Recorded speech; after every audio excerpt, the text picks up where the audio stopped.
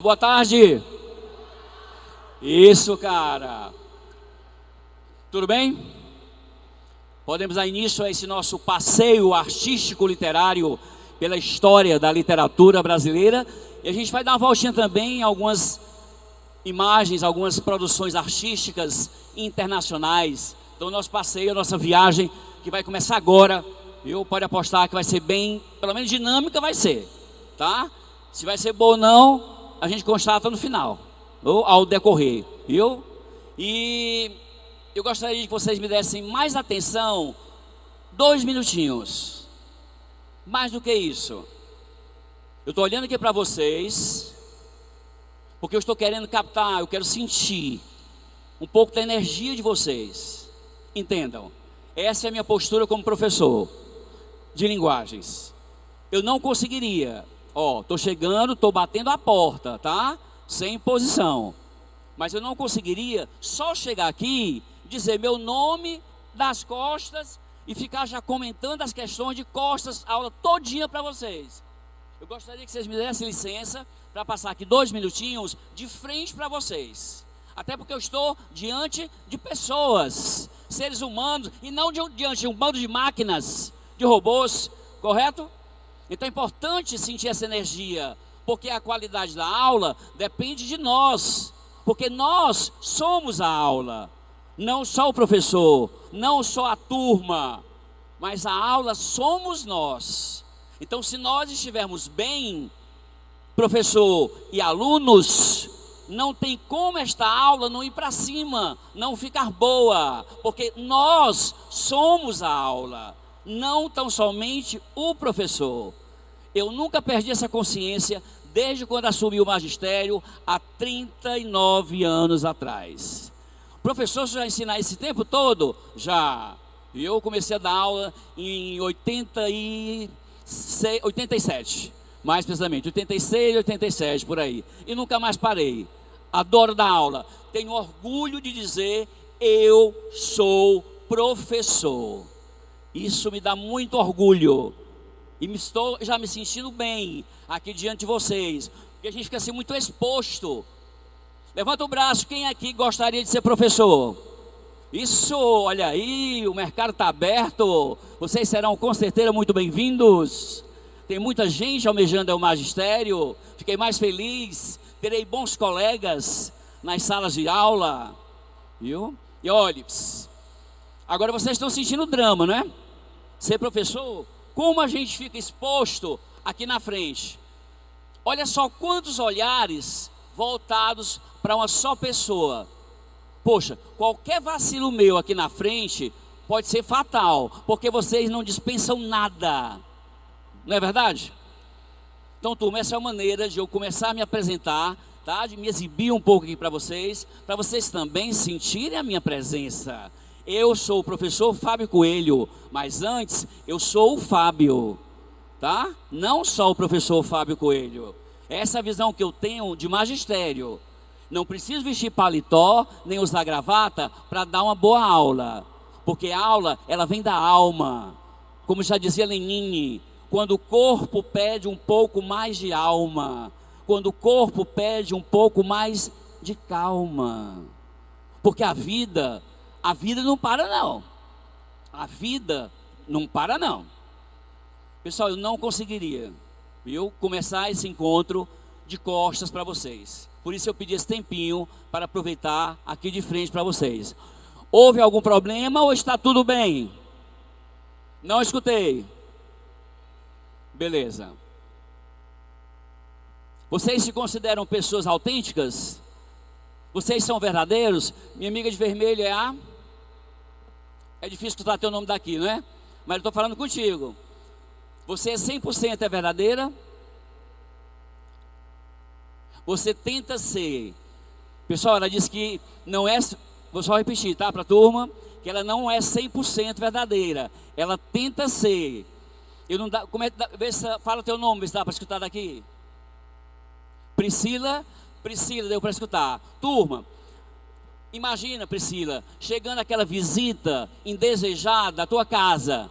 Pessoal, imaginemos essas visitas más visitas chegando às nossas casas. Aquele nosso entra.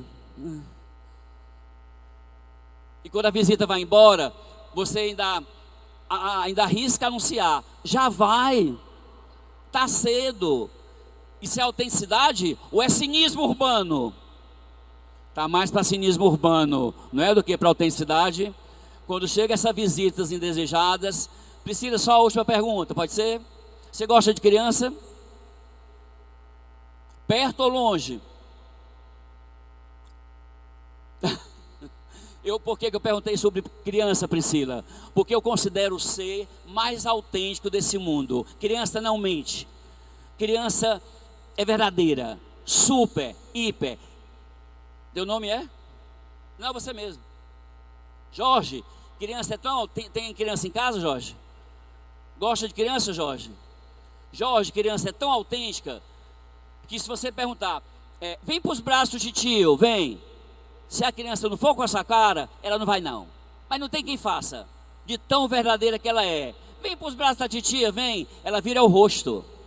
Criança para mim é 100% autenticidade. Aquela que ainda não foi estragada, não foi danificada pelo mundo adulto. Pessoal, esse é o professor Fábio Coelho e é assim que eu costumo chegar à sala de aula, como eu estou chegando a esta aqui. Espero que eu esteja sendo bem-vindo. Ok? Vamos à primeira questão. Olha, e como não deu para colocar no material, né? Eu sou um professor convidado, as questões vão aparecer aqui, tá? Então, Academia Enem, agora vamos iniciar um passeio artístico literário desde o final do século XIX à contemporaneidade, até a escritores dos dias de hoje. Então a viagem vai ser longa. Eu espero que vocês não estejam tão cansados, porque o passeio, viu, vai demorar um pouquinho. Estamos esperando uma prova bem conteudística. E por isso, Fábio Coelho, a partir de agora, vai passar bastante conteúdo para vocês. Vocês têm material para fazer anotações? Vocês aí, têm material para fazer anotações? Então comece anotando 3 palavrinhas-chave que frequentemente aparecem nas provas do Enem. Mas é um frequentemente, assim, 90%. Ou 100%. Primeiro, intertextualidade. Intertextualidade. Vou já explicar. Ou reexplicar, caso alguém já tenha feito isso aqui à frente. Mas revisão nunca é demais. Agora tu coloca abaixo. Ó, deixa um espaçozinho para você definir, né, comentar intertextualidade. Agora coloca intratextualidade. Agora é intratextualidade. E por último, depois você coloca, deixa um espaçozinho, tá, para colocar a definição. E agora por último coloca interdisciplinaridade. Interdisciplinaridade. Vou repetir pausadamente os 3 termos. Primeiro, intertextualidade. Segundo, intratextualidade. E terceiro, interdisciplinaridade. Vamos definir as 3 agora, antes da primeira questão? Então vai. Intertextualidade, que pode acontecer de diversas maneiras. O artista ou o escritor pode utilizar bastantes recursos, como por exemplo, o diálogo de um texto com outro texto. Então, no geral, como se diz, a rigor, intertextualidade é um diálogo entre 2 textos. Anota aí. É um diálogo entre 2 textos. Então pode apostar que a aula está começando bem Enem. Bem dentro do contexto Enem. Por exemplo, Fábio Coelho dá um exemplo aí oral, depois tu mostra na lousa. Vou fazer as 2 coisas. Falar em texto. Quais são os tipos de texto que frequentemente aparecem na prova do Enem? Até o ano passado, desde 2009, até o ano passado, textos de linguagem, bota aí, linguagem verbal e linguagem não verbal, que são as imagens. Então nós vamos também comentar, resolver algumas questões com imagens, porque a imagem também comunica, a imagem também transmite ideias, que podem ser múltiplas. Então o texto ou é de linguagem verbal ou de linguagem não verbal. Então, quando acontece o diálogo entre dois ou mais textos, está acontecendo a intertextualidade. Ok? Um dia eu estava relendo em casa Memórias Póstumas de Brás Cubas, de Machado de Assis, o bruxo do Cosme Velho. E em várias passagens, o Machado utilizou esse recurso da intertextualidade. Por exemplo, tem uma passagem que o Brás está lá no capítulo 12, aí ele diz, leitor, porque ele usa muito essa conversa com o leitor, no romance Memórias Póstumas de Brás Cubas, de Machado de Assis. Ele, Brás Cubas, disse, eu não sou um autor defunto, eu sou um defunto autor. E aí ele nos diz, no capítulo 12, leitor, volte ao capítulo 8, relê essa passagem. Aí quando você vai reler a passagem, você percebe que não é dele. A passagem lá no capítulo 8 é da Bíblia. O Brás Cubas, ou melhor, o Machado Brás Cubas, permita assim classificar o narrador, ele foi buscar um trecho da Bíblia para justificar um pensamento que ele iria exibir. Então houve um diálogo entre a obra dele e a Bíblia Sagrada. Então isso é um excelente exemplo de intertextualidade. Moçada, novembro, prova do Enem, vocês vão vir, eu acredito que bastantes questões puxando esse conhecimento seu. Intertextualidade, diálogos entre diversos textos, diversas formas de texto. Deu para entender, pessoal? Levanta o braço, quem entendeu intertextualidade? Levanta o braço. Ótimo, Deus é Pai, que coisa boa. Estou me sentindo já à vontade, é isso que eu quero. A aula depende muito do seu estado de espírito, viu? A aula não é só matéria. Tem o abstrato, viu? Tem o subjetivo, tem o espiritual. E eu tenho fé em Deus, vocês não? Tem não, pessoal? Sim, meu filho, sem Deus não estaríamos nem aqui, não é para comer essa história. Agora, o que é intratextualidade? Anote aí.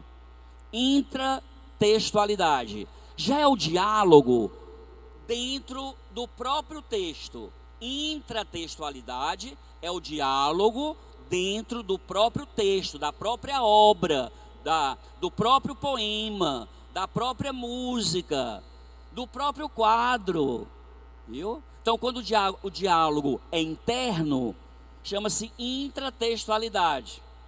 Fábio Coelho, exemplo. Só entendo com exemplo. Por exemplo, você está lendo um poema, aí quando você chega à sexta estrofe, você percebe que ele faz uma mesma citação lá da segunda e da quarta estrofe. Um verso na sexta estrofe está dizendo, às vezes até com as mesmas palavras, sem mudar uma vírgula. Esse verso ele repetiu na quarta e na segunda estrofe. Então está havendo diálogo entre partes de uma mesma obra. Isso é o que se chama de intratextualidade. Foi claro? Machado de Assis, voltando a Machado, escreveu Memórias Póstumas de Brás Cubas, Quincas Borba, Dom Casmurro. O Quincas Borba, se vocês lerem esses 3 livros, não, claro que vocês já devem ter lido. O Quincas Borba, ele aparece no romance Memórias Póstumas de Brás Cubas, tá? Repetindo, o Quincas Borba aparece no romance Memórias Póstumas de Brás Cubas, e o Brás Cubas vai aparecer no último romance, vai ser citado, que é chamado intertextualidade por citação. Ele vai ser citado na última obra que o Machado publicou, que foi Memorial de Aires. O conselheiro Aires lembra, ora, se um defunto chamado Brás Cubas escreveu suas memórias, por que o conselheiro Aires não vou saber ou conseguir escrever as minhas? Então esse diálogo entre personagens mas dentro do conjunto das obras do mesmo autor, repetindo, esse passeio de personagens, de citações, dentro de obras do mesmo autor, chama-se intratextualidade também. Então eu dei 2 exemplos de intratextualidade. Eu espero mesmo de coração que eu esteja sendo claro.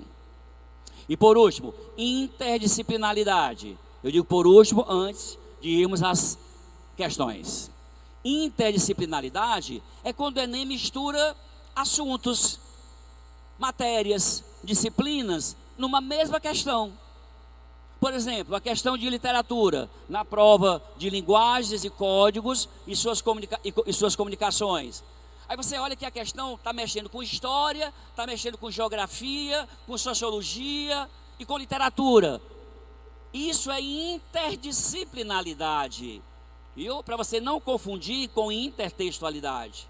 Então, mistura de matérias, mistura de disciplinas, de assuntos, numa mesma questão, isso é interdisciplinaridade. Muito comum. Quem aqui já fez Enem sabe disso. É com frequência o uso desses 3 recursos, tá? Nas provas do Enem. Ok, moçada? Deu para entender os 3? Pessoal, tem que se mexer. Levanta o braço quem entendeu as 3 definições. Pronto.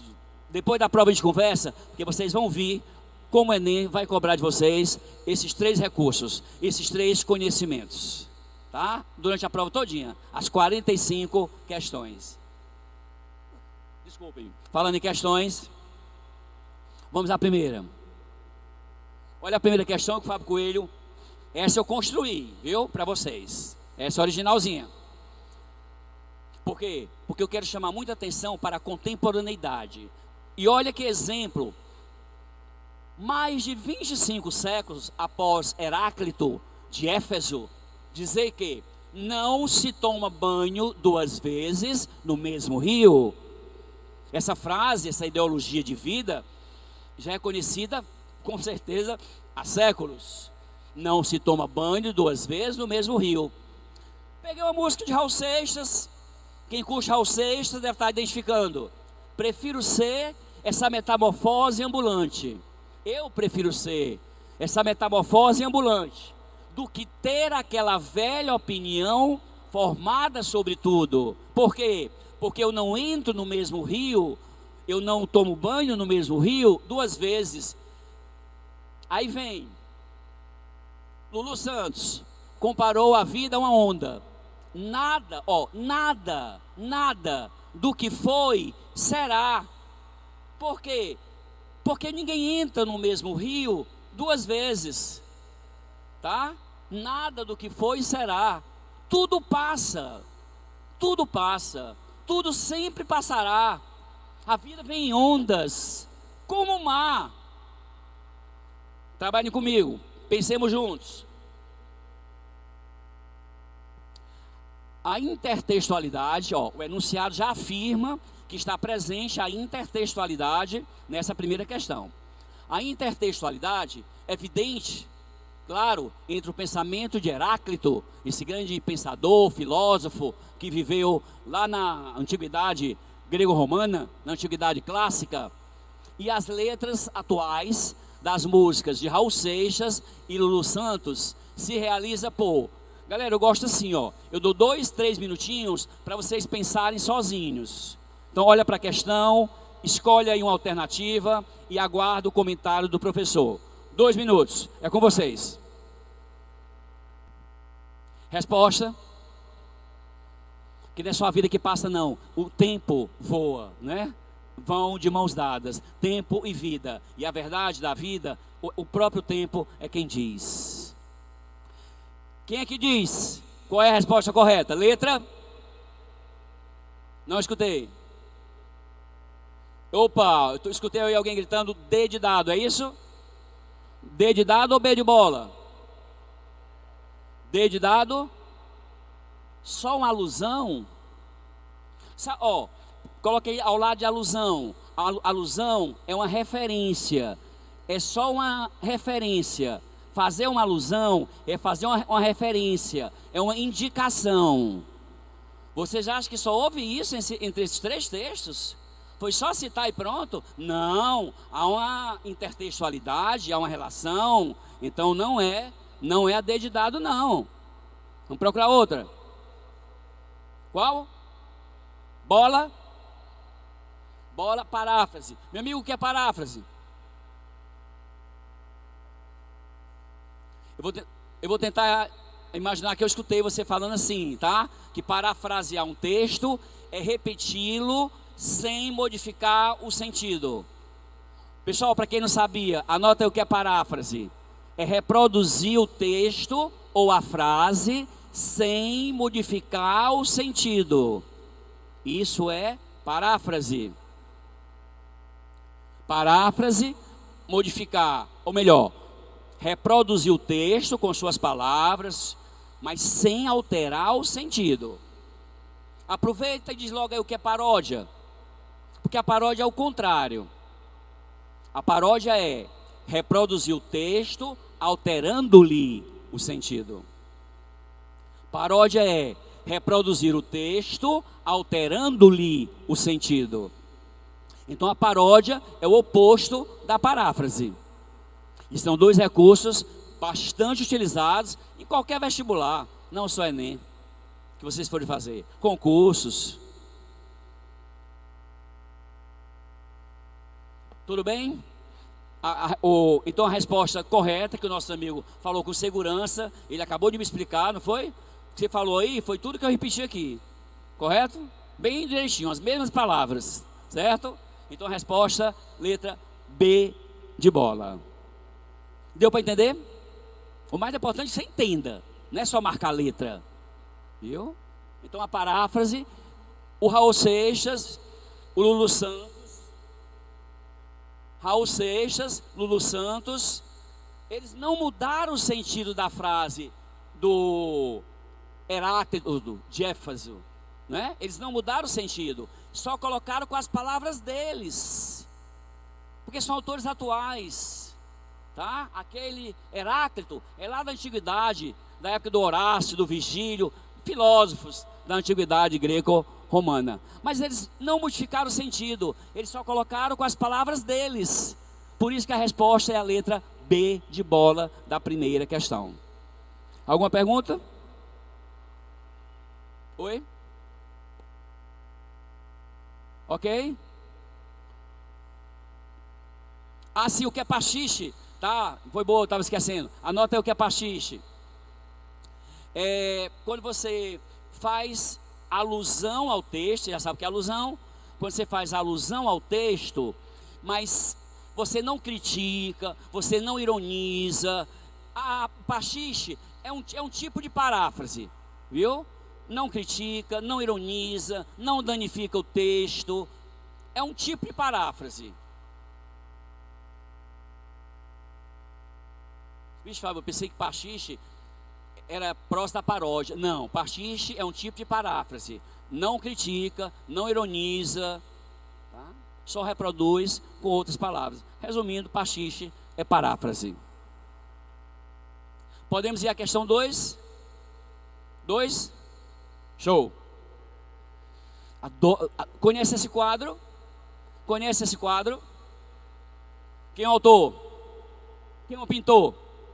Salvador Dalí, os relógios derretidos de Dalí, famosíssimos, porque há mais de um. O título do quadro, A Persistência da Memória. Pessoal, essa questão eu também criei, tá? Eu digo assim, eu não puxei da internet. Se você procurar, você não vai encontrar, te garanto. Eu fiz a questão, eu me dei licença. Eu trabalho preparando o Enem, alunos para o Enem, desde o primeiro Enem. E aí eu já faço questões faz tempo.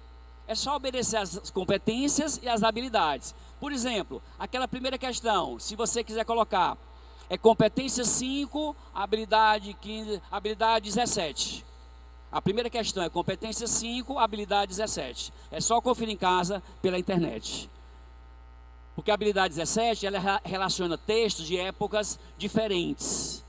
É o que a habilidade 17 diz na competência 5, na grade do Enem.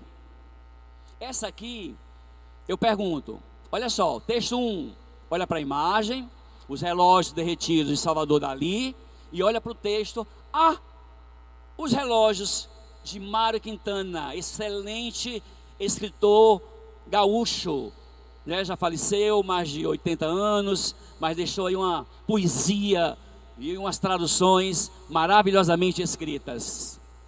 Amigos, não consultem os relógios. Quando um dia eu me for de vossas vidas, em seus fúteis problemas tão perdidas, que até parecem mais uns necrológios, porque o tempo é uma invenção da morte, não o conhece a vida, a verdadeira, em que basta um momento de poesia para nos dar a eternidade inteira.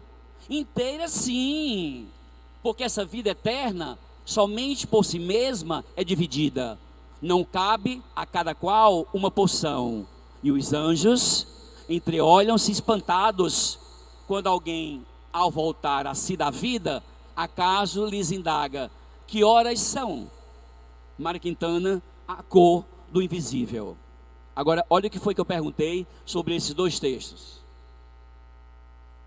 Ao analisar os procedimentos artísticos, eu estou obedecendo a competência 5, habilidade 16. Ao analisar os procedimentos artísticos utilizados pelo poeta Mário Quintana na elaboração do poema Os Relógios, fazendo analogia. Ei, o que é fazer uma analogia? Isso, muito bem, é uma comparação. Fazer uma analogia é fazer uma comparação. Fazendo a comparação com os recursos que o pintor Salvador Dalí utilizou e os utilizados pelo poeta Mário Quintana, o que é correto afirmar? Vou dar 3 minutinhos para vocês escolherem a alternativa que você marcaria caso estivesse fazendo a prova agora. É com vocês. Tanto no quadro, que é o texto não verbal, e o poema do Mário Quintana, apresentou linguagem objetiva ou subjetiva? Quando o Mário diz, porque o tempo é uma invenção da morte, que figura de linguagem é essa? O tempo é uma invenção da morte, que figura de linguagem é essa?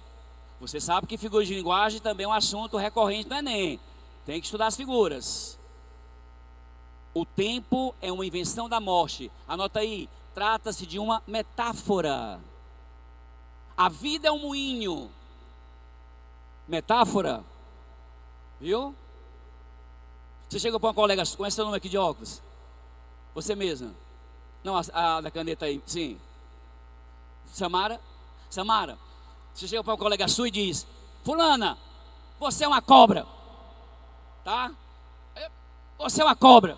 Tem a língua desse tamanho. Isso é metáfora.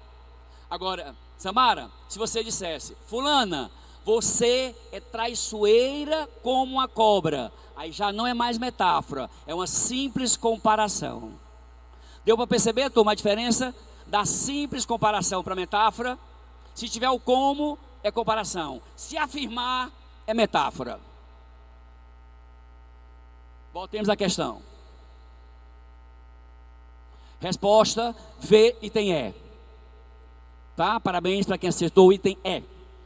Vê-se através da subjetividade linguística, verbal e não verbal, né, imagem e texto, a intenção de produzir uma reflexão sobre o que é que na vida passa e o que é que fica. Tanto é que o quadro tem um título, A Persistência da Memória. O que é que fica na nossa memória e o que é que passa, que não fica. Então é o eterno e o efêmero, porque efêmero significa passageiro, tá? Efêmero significa passageiro. A vida é efêmera, porque passa. Talvez a celestial, talvez não, a celestial é eterna, mas esta aqui é efêmera. A lá de cima ou a lá de baixo, ninguém sabe para onde é que vai, viu? Esta é eterna, mas daqui é passageira. Pessoal, tá tudo bem? Eu posso manter esse ritmo de aula? Tá legal? Só sei ser assim. Como já dizia minha grande musa escritora Clarice Lispector. Não me peçam para escrever diferente, porque de dentro de mim, literatura só sai assim. Arte poética só sai desse jeito. viu? E é espontâneo. Isso aqui não tem como ter decorado à noite, véspera em casa, não. É a energia de vocês que está chegando. E eu estou vibrando, estou me emocionando. Estou me emocionando tanto que antes da próxima questão, eu queria declamar um poema. Posso? Não escutei. Pois eu escolhi primeiramente Cecília Meirelles. Escuta esse poema lindo da carioca Cecília Meirelles. Chama-se Motivo. Mas escutem com a alma e não com a mente. Eu canto porque um instante existe e a minha vida está completa. Não sou alegre e nem sou triste, sou poeta. Irmão das coisas fugidias, atravesso noites e dias no vento. Se desmorono ou se edifico, se permaneço ou me desfaço, não sei. Não sei se fico ou passo. Eu sei que eu canto e a canção é tudo. Tem sangue eterno, a asa ritmada. E um dia sei que estarei mudo, mais nada. Valeu, moçada. Obrigado.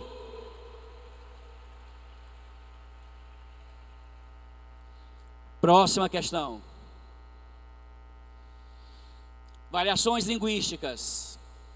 Escolhi de propósito. É outro assunto que aparece com frequência na prova do Enem. Variações da linguagem.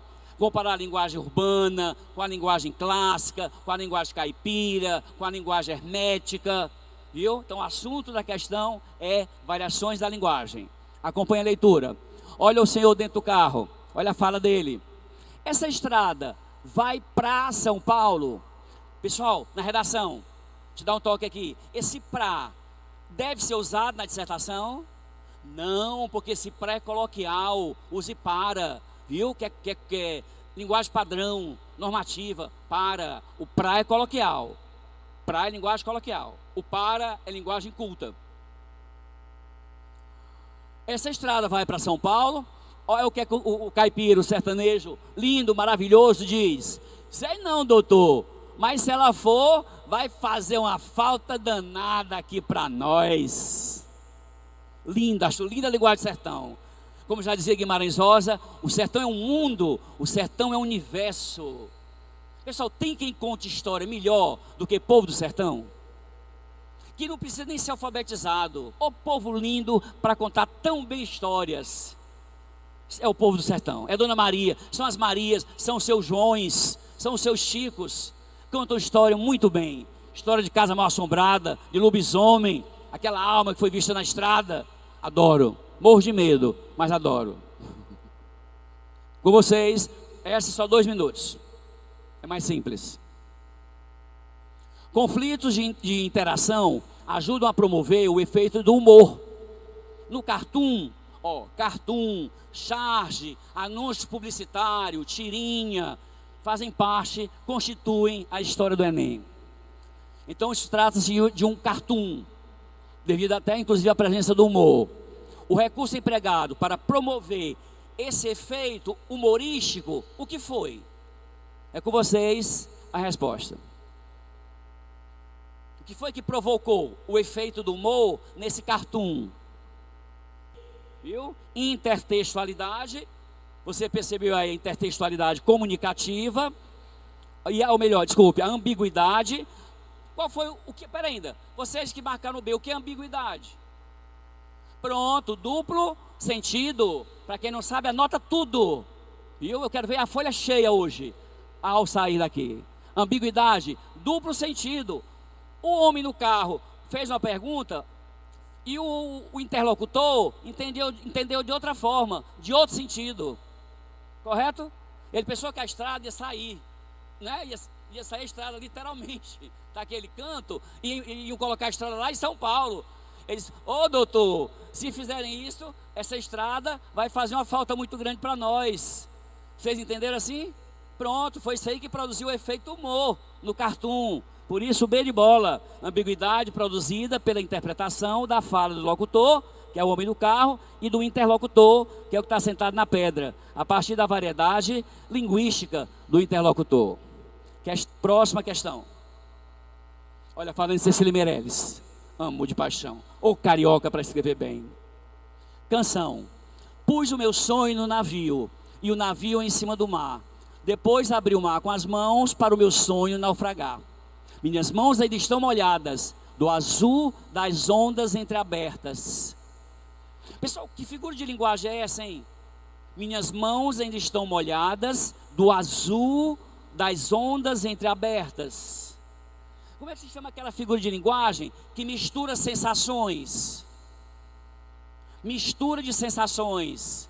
Tipo, você tem uma palavra, tua palavra é doce, mas teu sorriso é negro. Isso chama-se sinestesia. Alguém por aqui respondeu bem. Então, mistura de sentidos no azul das ondas entreabertas. É uma sinestesia. Cecília adorava usar sinestesias em seus poemas. Muito neossimbolista. Anota aí, Cecília Meirelles, bastante neossimbolista. Eu vou passar umas 4 características agora, estilísticas, marcantes da carioca Cecília Meirelles. Muito sinestésica, espiritualista,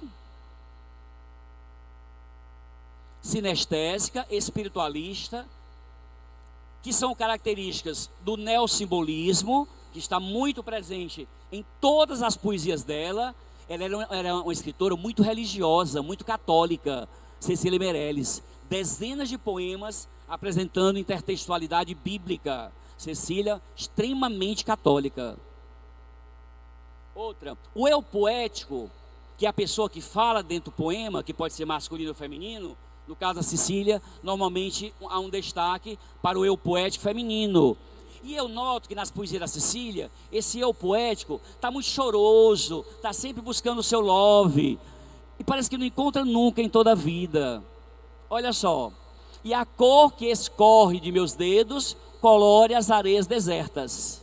O vento vem vindo de longe, a noite se curva de frio. Debaixo da água vai morrendo meu sonho dentro de um navio.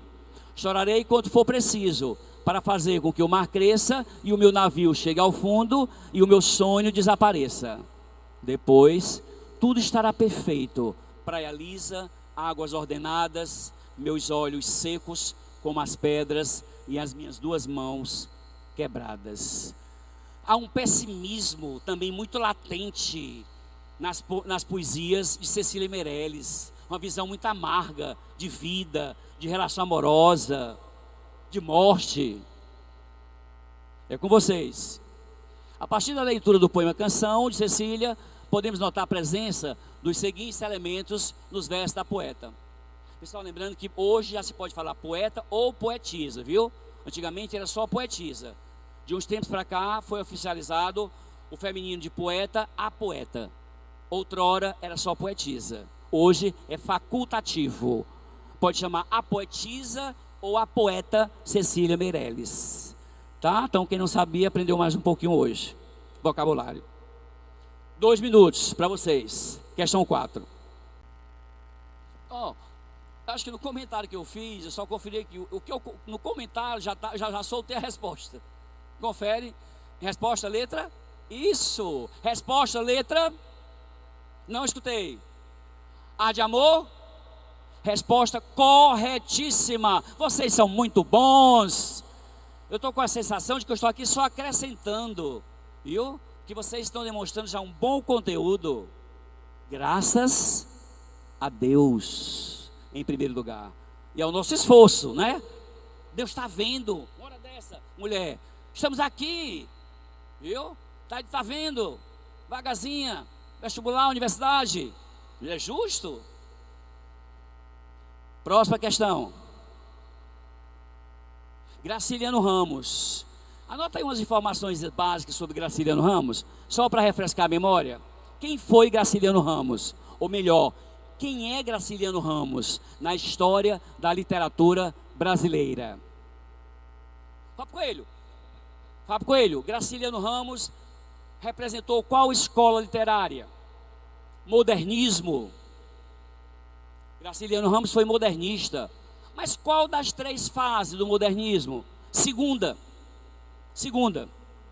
Graciliano Ramos se tornou um dos mais importantes regionalistas nordestinos de 30. E a geração de 30 corresponde à segunda fase do modernismo. Assim como Raquel de Queiroz, Jorge Amado, um excelente contador de histórias, José Lins do Rego, Graciliano Ramos, autor de Vidas Secas, de São Bernardo, de Infância, Memórias do Cárcere. Anota essa característica que é super importante dele, que eu vou falar agora. Conciliou muito bem, Graciliano Ramos conciliou muito bem crítica social com análise psicológica de personagens. Vou repetir com mais calma. Graciliano Ramos misturou, conciliou muito bem crítica social com análise psicológica de personagens. Em Vidas Secas, sua obra-prima, é um romance constituído apenas de 13 capítulos, completamente independentes. Ele humaniza os animais e animaliza os humanos. Há um personagem que é uma cachorra, a cachorra-baleia. Quem lê Vidas Secas não esquece a baleia, porque ela é linda, tem uma visão muito sóbria de mundo, de vida, de gentes, de família, que para mim é a base de tudo. Sou muito família, espero que vocês também. E essa cachorra-baleia através do chamado discurso indireto livre. Opa, alguém dali quis perguntar, Fábio Coelho, eu esqueci, o que é discurso indireto livre? Indireto livre. Pensa aí um minutinho. De repente o Enem coloca um texto lá acima de qualquer autor e tem um item garantindo que lá no texto acima está presente o discurso indireto livre. Anota aí. Eu falei que eu queria sair daqui com a folha cheia aí no teu material. Discurso indireto livre é quando o pensamento do narrador se mistura com o pensamento das personagens. Vou repetir agora com mais calma. Discurso indireto livre é quando o pensamento do narrador se mistura com o pensamento das personagens. Há uma passagem na obra Vidas Secas, no enredo de Vidas Secas, em que a cachorra contrai calazar. Vai ter que ser sacrificada, tem que ser morta. O leitor sente uma pena enorme. O Fabiano, porque a Vidas Secas gira em torno de uma família de flagelados da seca nordestina. É o Fabiano, a Sinha Vitória, a cachorra-baleia, o papagaio, que conversa muito com a cachorra-baleia, e os meninos, que não tem nome. É sempre assim, o mais velho, o mais novo, o maior, o menor. E aí quando a cachorra vai ser morta, o Fabiano erra o tiro. Ou melhor, acertou só na perna da cachorra. Ele não a matou logo do primeiro tiro. Aí aparece ela pensando, ô Fabiano, não me mata não. Eu queria tanto ver teus filhos crescerem, que eu ajudei a criar. Olha que cachorra linda. Mas quando morre faz uma falta tão grande para o leitor. É um amor de pessoa. Ou melhor, de cachorra. Eu sei lá, cachorra, pessoa. Então em Vidas Secas, Graciliano Ramos humaniza os animais e animaliza os humanos. É um espetáculo. E o povo lê, é muito gostoso. Eu espero que pelo menos eu saia daqui e tenha deixado isso plantado em vocês, o gosto pela leitura. É bom viajar nessas narrativas. Para mim, crescimento verdade, como é que eu defino? O que é para mim crescer de cabeça? Ler bons livros, escutar boas músicas e conversar com gente de cabeça. Chega de futilidade. Por onde é que anda esse povo interessante, que muitas vezes a gente não encontra? Difícil. Aquela menina, rapaz, que você encontra aí nessas noites da vida, tão linda, mas quando abre a boca, só sai besteira. Cala a boca. É muita futilidade. Sejamos interessantes, com boas leituras, boas companhias, viu? Papos legais, ajuda a fortalecer e engrandecer as nossas almas. Já dizia o grande Vinícius de Moraes. É com vocês, próxima questão. Tirei do livro Infância. Certa vez, minha mãe surrou-me com uma corda nodosa, que me pintou as costas de manchas sangrentas. Eita, que surra! Alguém aqui já apanhou assim? Eita, ninguém aqui apanhou, né? Porque ninguém aqui se danou, todos anjinhos, né? Como já dizia o Fernando Pessoa no poema Em Linha Reta. Será que só eu sou vil neste mundo? Porque todo mundo que eu conheço é o santinho. Ninguém fez nada de errado. Esse pivete aqui apanhou e muito, Graciliano Ramos. Esse poema é autodidático, é autobiográfico, melhor dizendo. Por isso a minha mãe surrou-me com uma corda nodosa que me pintou as costas de manchas sangrentas. Moído, virando a cabeça com dificuldade, eu distinguia nas costelas grandes lânios vermelhos. Deitaram-me, enrolaram-me em panos molhados com água de sal. Eita! E houve uma discussão na família. Minha avó, que nos visitava, condenou o procedimento da filha. E esta afligiu-se. Irritada, ferira-me à toa, sem querer. Pessoal, ferir alguém sem querer. Poxa, faz isso não, cara. Como já dizia no The Wall, deixem as crianças em paz. Nós não precisamos de sarcasmo em sala de aula. Deixe as pessoas em paz. Se é para entrar na vida de alguém, entra para ajudar e não para destruir. Já tem muita gente ruim, já tem uns cãozinhos por aí para fazer isso, viu? Seja bom, não seja vil, sejamos bons. Num texto narrativo, a sequência dos fatos contribui para a progressão temática. Cuidado com esse detalhe. Para a progressão temática no fragmento, esse processo é indicado, é com vocês. Pessoal, quando ele começa, certa vez, qual é a classe gramatical desse certa, hein? Classe gramatical de certa. Qual a ideia que ela está transmitindo essa expressão? Certa vez, certo dia, não é algum dia. Então esse certo é um pronome indefinido, é um tempo. Ele está dizendo qual foi o tempo. A gente sabe que foi, ele era criança, mas a infância é duradoura, né? Ele não está exatamente especificando qual foi o ano, se ele tinha 2 anos, 3 anos, 5 anos, 1 ano, 4 anos. Então já começa uma indefinição verbal. Aí deitaram-me, enrolaram-me. Deitaram-me, enrolaram-me, são verbos que estão no pretérito. Qual o pretérito?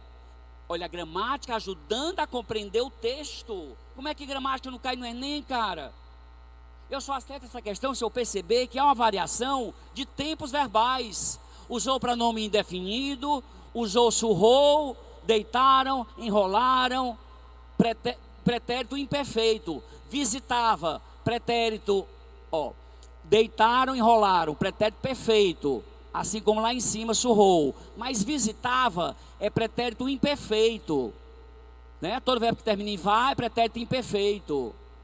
Então ferira é pretérito mais que perfeito. Então qual é a resposta depois desse comentário? B de bola, ok? Utilização de formas verbais que marcam tempos narrativos variados. Pretérito perfeito, pretérito imperfeito, pretérito mais que perfeito. Tempos verbais narrativos invariáveis. Ok? Próxima questão. Pessoal, aí é um autor contemporâneo, é um jornalista que está arrebentando atualmente na literatura. Duvivier. Outro dia, vi um anúncio de alguma coisa que não lembro o que era. Como vocês podem deduzir, o anúncio era péssimo. Lembro apenas que o produto era diferenciado, funcional e sustentável. Pensando nisso, fiz um glossário de termos diferenciados e suas respectivas funcionalidades. Os gêneros... coloquei por isso, eu queria chamar a atenção de vocês para os gêneros da linguagem, os gêneros textuais. Anotem aí alguns exemplos, pode ser assim, diferença. espero que vocês estejam percebendo. Fábio Coelho está chegando, está vindo aqui para tentar dar uma força, tá? Para acrescentar, ajudar o máximo possível, passar neste Enem. Diferença entre gêneros literários e escolas literárias, porque alguns de meus alunos me perguntam isso. Às vezes na prova eu vejo que eles confundem gênero literário com escola literária. Primeiro, o que é escola literária? É um tipo de literatura que vigora num determinado tempo. Repetindo, escola literária é um tipo de arte, é um tipo de literatura que vigora ou vigorou num determinado tempo, num determinado período, numa determinada época. Por isso que escola literária também pode ser denominada de escola literária, ou estilo de época. Escola literária também pode ser chamada de estilo de época. Pessoal, posso fazer mais uma pergunta a vocês? Eu gosto da interação, tá? Eu estou aqui em cima, já estou angustiado. Eu queria estar embaixo aí, pertinho de vocês, tá? Mas devido à tecnologia aqui, não dá para descer. Mas eu gosto de ir até aí. E eu estou ficando um pouco angustiado, está muito aqui em cima. Mas eu posso aproveitar e dizer a vocês: simplicidade é uma virtude, não uma vergonha. Você acha que a pessoa deixa de ser bela por ser simples? Simplicidade diminui beleza? Uma Gisele Bündchen usando chinelo de dedo, camiseta, deixa de ser bonita? Não. Simplicidade acrescenta beleza. Sejamos simples. Por isso o fato de eu estar aqui no patamar mais alto que vocês, eu jamais utilizaria para me sentir melhor do que vocês ou superior a vocês, porque eu não sou melhor do que vocês em nada. Eu só devo ter um pouquinho mais de conhecimento didático para fazer jus para eu estar aqui à frente como professor, tá? Eu não tenho essa carência de querer ser melhor do que os outros. Tenho outras, não convém comentar, tá bom? Mas esta não é das minhas. Eu gosto de sentar no chão, a gente fazia uma roda e fazia aqui uma aula super legal, viu? Mas aproveitemos, né, toda essa produção.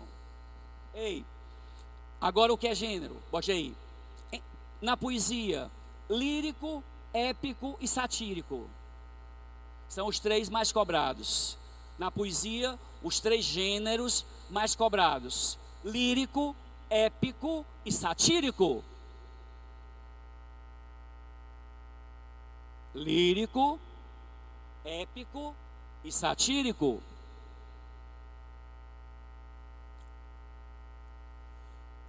Professor, eu sei, mas dá para o senhor explicar bem rapidinho a diferença do lírico para o épico e para o satírico? Mas antes, anuncia logo em prosa. Coloca agora, em prosa, 2 pontos. Os gêneros em prosa: crônica. A crônica é um gênero literário? Sempre foi, desde a Idade Média. A crônica, o conto, o romance, a novela. Eu estou agora citando gêneros literários em prosa: crônica, conto, romance, novela, fábula, parábola, teatro, música, cinema. São gêneros literários, artísticos. Pessoal, eu estou falando muito alto, o som está muito alto ou está bom assim? Está bom assim? Beleza. Ei, quando é que é lírico? Anota aí, quando tem emoção. Viu? O gênero lírico só está presente no texto quando houver emoção. É quando o eu lírico está expondo seus sentimentos, viu? Suas fragilidades, seus medos, suas carências, seus sentimentos, suas dores. Só há lirismo onde há emoção. Sem emoção, lirismo não rola. Posso declamar mais um poema? Posso ou não posso? Exemplificando o gênero lírico. Pode ser? Tem gente apaixonada aqui? Tem? Além do professor, levanta o braço. Levanta o braço, não tenha vergonha de dizer que você está apaixonado, não. Assim como o professor. Beleza? Então eu vou fazer agora uma homenagem a nós, apaixonados. Ei, você que está sem ninguém, tenha fé. Viu? Tenha fé. Peça ao Papai do Céu que alguém te veja. Agora tem que acender a luz.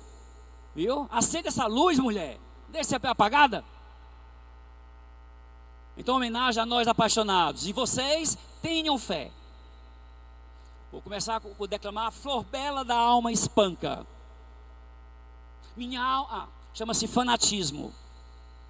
Escutem com a alma, com a espiritualidade, não só com a mente. Minha alma de sonhar-te anda perdida. Os meus olhos andam cegos de te ver. Tu não és sequer a razão do meu viver, pois que tu já és toda a minha vida. Viu? Não acho nada assim impossível. Quando me dizem isso, toda graça de uma voz fala em mim. E, pensando em ti, estendo os braços. E ele é, ó meu amor, pelos espaços, fumo leve que foge entre os meus dedos. E ele é, ó meu amor, pelos espaços, fumo leve que foge entre os meus dedos. Valeu? Obrigado. Meu povo, para mim isso aqui é aula, viu? Isso é arte, é linguagem, é literatura, é Enem, é academia Enem. Pessoal, quando é que é épico? Quando tem fatos históricos. Épico, tem que ter bravura, coragem, ventura, herói. O gênero só pode ser classificado como épico se tiver demonstração de heroísmo, bravura, desventura, coragem. Isso é o que caracteriza o gênero épico. Eu só fiquei com a curiosidade. E o satírico? É quando você critica ironicamente alguém. Então a sátira, ou gênero satírico, é uma crítica irônica. É uma crítica irônica.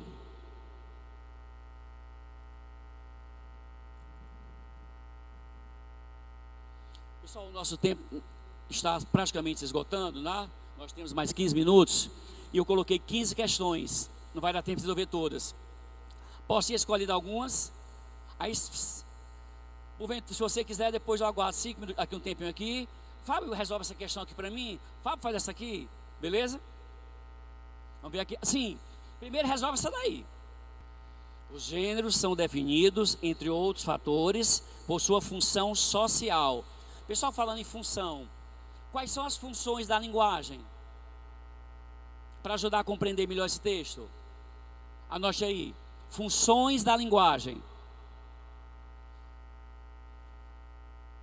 Porque ele está afim da aula, né? Tô. Funções da linguagem. Bote aí a função poética. Função poética.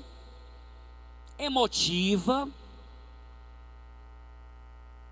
É outro assunto também recorrente do Enem. A cobrança de funções da linguagem. Todo texto tem função. Prova do Enem, 45 textos. Todos têm função. Então é importante você saber identificar qual ou quais funções está ou estão presentes naquele texto. Já citei duas: poética, emotiva, metalinguística, que é bastante conhecida e cobrada, a função metalinguística.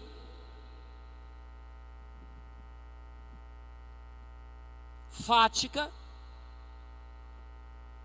função fática, só mais uma. Metalinguística, fática e a conativa. Conativa. E cuidado, meu amigo, para você na hora da prova, não confundir conativa com conotativa. Cuidado. Eu com essas cascas de banana. Conativa, conotativa. Nada a ver. Mas que parece, parece. Função conativa. Vamos começar por ela. Quer que eu repita? Todas. Função poética, emotiva, metalinguística, fática e, por último, conativa. Conativa ou apelativa. Viu? A função conativa pode ser chamada de apelativa. Vou começar por ela. Anúncio publicitário. Apareceu uma questão do Enem com anúncio publicitário. A função conativa sempre traz o verbo no imperativo. Anota aí. A função conativa sempre traz o verbo no modo imperativo. Olha, tem um chocolate que eu adoro. Tem um chocolate que eu curto muito, é aquele chocolate batom. Tinha uma propaganda que saía outrora na TV, cuja frase era: compre batom, compre batom. Isso é que é função conativa, é apelativa, verbo do imperativo. Viu? Então, em anúncio publicitário, para vender, para anunciar oferta de qualquer produto, eles usam muito o texto com a função conativa. Vinha para a Academia Enem, porque aqui você vai tirar o primeiro lugar dos vestibulares de todas as federais do país. Venha para a Academia Enem, eu já estou apelando, isso é função conativa. Por isso que ela é chamada de apelativa. Assista a aula, isso é função conativa. Função poética. O texto artístico, deixa eu mostrar aqui para vocês um pouquinho mais à frente. Primeiro, qual a resposta a essa questão? Que está lá no começo do texto, quando ele diz: outro dia vi um anúncio de alguma coisa que não lembro. Aí ele diz: como vocês podem deduzir, o anúncio era péssimo. Ele está ou não fazendo uma crítica? Vixe, e que crítica, hein? O anúncio era péssimo. Olha o que diz o item C: mostrar um posicionamento crítico. Por isso a resposta é a letra C, de casa. E galera, já que eu estou aqui para ajudar, vocês tenham muito cuidado. As questões, a maioria, é de compreensão e intelecção textual. 3 falhas que devem ser mais evitadas. A falha da extrapolação. Onde é que você extrapola ao procurar compreender um texto? Quando você começa a pensar e dizer coisas que o texto não disse. Respeita o limite textual, obedece ao enunciado da questão. Viu? Não viaja demais.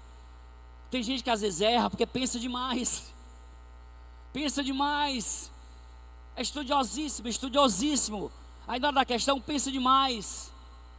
Responde só ao que o enunciado está pedindo. Tenha muito cuidado com isso. Vou passar aqui.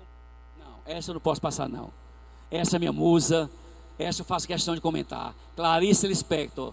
Anotem aí umas 4 ou 5 características estilísticas de Clarice Lispector. Eu encho a boca, que adoro essa escritora. É a escritora da alma. Quando ela dizia, né? Ela morreu em 77, com 54 anos de idade, morreu de câncer. Ela dizia: quando eu escrevo para criança, é fácil, porque eu sou fraternal. Mas quando eu escrevo para adulto, é difícil, porque esse adulto dói. E aí eu chego à parte mais interna de mim mesma. Aí eu me machuco. A literatura de Clarice Lispector é de um hermetismo linguístico. Bote aí. Primeira característica: hermetismo linguístico. Lembrando que hermético é com H, sem querer ofender. Sem querer ofender. Hermetismo linguístico. Todas as obras de Clarice, ela utilizava a linguagem hermética. Fábio Coelho, pelo amor de Deus, me diz o que é linguagem hermética. Difícil de ser compreendida, de ser decodificada. Todas as obras dela apresentam a linguagem hermética. Outra, monólogo interior. A Clarice é o próprio retrato do que se chama monólogo interior. Por que, Fábio Coelho? Porque todas as suas personagens mergulham dentro de si mesmas, vivem em conflito, como nós. Foi mal, né? Quem aqui não tem conflito? Ninguém aqui é semideus. Então nós somos as personagens de Clarice Lispector, vivem em conflito, mergulhando dentro de si mesmas. Isso é monólogo interior, por isso que é chamado de interior. Outra característica, vou falar bem devagar, ó. Epifania. Epifania significa revelação, mas é uma revelação intimista, psicológica, emotiva. Ser mais preciso, você jovem, que pode nesse momento estar olhando para mim e não está me vendo, você está pensando em alguma outra coisa, quem sabe em alguma dor. Essa busca de revelação interna chama-se epifania. Você está vivendo um momento epifânico. Todos nós, durante toda a vida, passamos por momentos epifânicos. Uns mais, outros menos, mas ninguém vive sem epifania. Esse momento você para e subjetivamente mergulha dentro de si mesmo, inconscientemente, buscando uma luz, uma resposta que nem sempre vem, nem sempre vem. Quem dera sempre viesse. Vocês, não sei se o texto está um pouquinho extenso, então, devido ao tempo, é bom lembrar um pouquinho mais de característica da Clarice, tá? Bote aí, destaque para personagens femininas. Clarice sempre privilegiou em suas narrativas destaque para o papel da mulher na sociedade, como ser pensante, agente, dinâmica. Como já dizia Adélia Prado, a mulher é desenrolada. Ela diz, pelo menos eu sou. Adélia Prado, outra grande escritora contemporânea. Tem alguma coisa dela aqui. É porque infelizmente o nosso dia, é porque eu não estou parando de falar nem um minuto, né? Mas não dá para resolver 15 questões. Mas estamos resolvendo, acredito que boas questões. Se vocês lerem esse texto da Clarice, vocês vai dar tempo, não dá tempo não. Deixa eu procurar aqui uma mais, uma menor, desculpem. Liga aqui, cara, desliguei, ó. Amigo, liga aqui que eu desliguei. Pede para ligar aqui. Pronto. Sim. Tinha aí, era. Deixa eu ver aqui a casa de vidro do Ângelo. Deixa eu procurar aqui para a gente fechar a aula. Pronto, Adélia Prado. Vamos fechar nossa aula com Adélia Prado e com um poema musicalizado que eu vou apresentar para vocês, tá bom? Há mulheres que dizem em casamento: meu marido, se quiser pescar, pesque, mas que limpe os peixes. Eu não. A qualquer hora da noite me levanto, ajudo a escamar, abrir, retalhar e salgar. É tão bom. Só a gente sozinho na cozinha. De vez em quando os cotovelos se esbarram. Ele fala coisas como: este foi difícil. Prateou no ar, dando rebanadas. E faz o gesto com a mão. O silêncio de quando nos vimos a primeira vez atravessa a cozinha como um rio profundo. Por fim, os peixes na travessa. Vamos dormir? Coisas prateadas espocam. Somos noivo e noiva. Olha a questão que o Enem trouxe. Olha o que foi que o Enem perguntou sobre este lindo poema da mineira Adélia Prado, terra de Carlos Drummond de Andrade. O poema de Adélia Prado, que segue a proposta moderna de tematização de fatos cotidianos, é com vocês. 2 minutos. Essa aí no mínimo é num nível difícil, viu?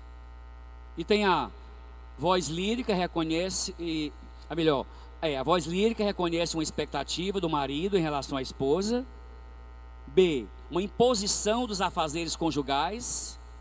C, uma disposição para realizar tarefas masculinas. D, dissonância entre as vozes masculina e feminina. E E, forma de consagração da cumplicidade no casamento. Vocês marcaram qual letra? Não escutei. Beleza. Porque vocês perceberam que ela diz, algumas mulheres, né? Diz marido, quer pescar, pesque. Mas tu limpa os peixes, lava a pia, né? O que tu sujares, tu limpa. Eu não, eu vou e ajudo.